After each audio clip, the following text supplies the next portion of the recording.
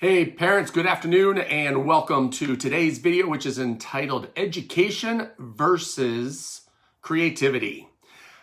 So with everybody going back to school next week or in the next couple of weeks, really got me thinking. I've been watching a lot of videos and movies, documentaries about creativity and how the education system isn't helping kids. It's actually working itself backwards and hurting them more and more. One aspect is that it's all about memorization, and that memorization is an antiquated old way of learning when we didn't have things like Google and smartphones where you can just look up facts.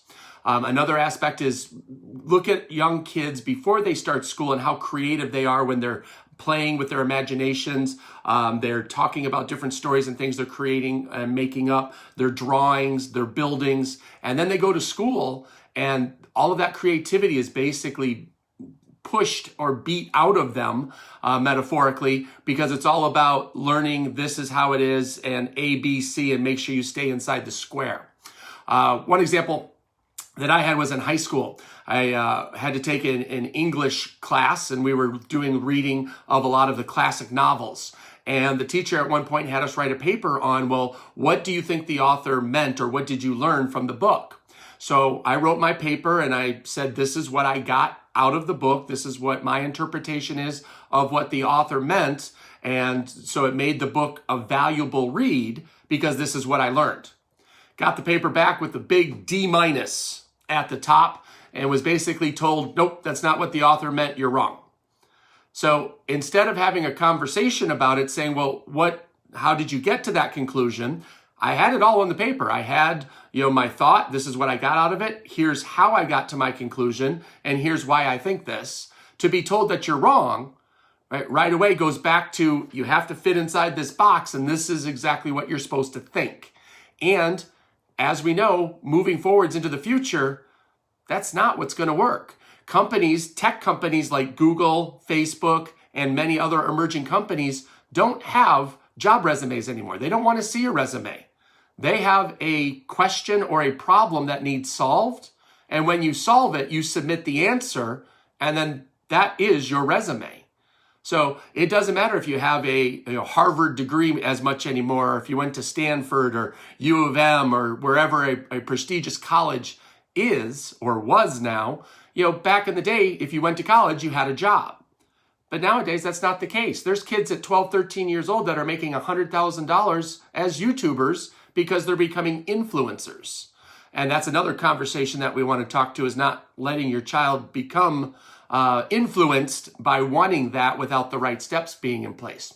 But ideally, making sure that you keep your child's creativity in place. In school, again, another example of how it's backwards are art, dance, and music are always pushed down. Those are the first programs that are eliminated from a budget. And instead, it's always about math, science, and history or English. And those are seen as the core courses.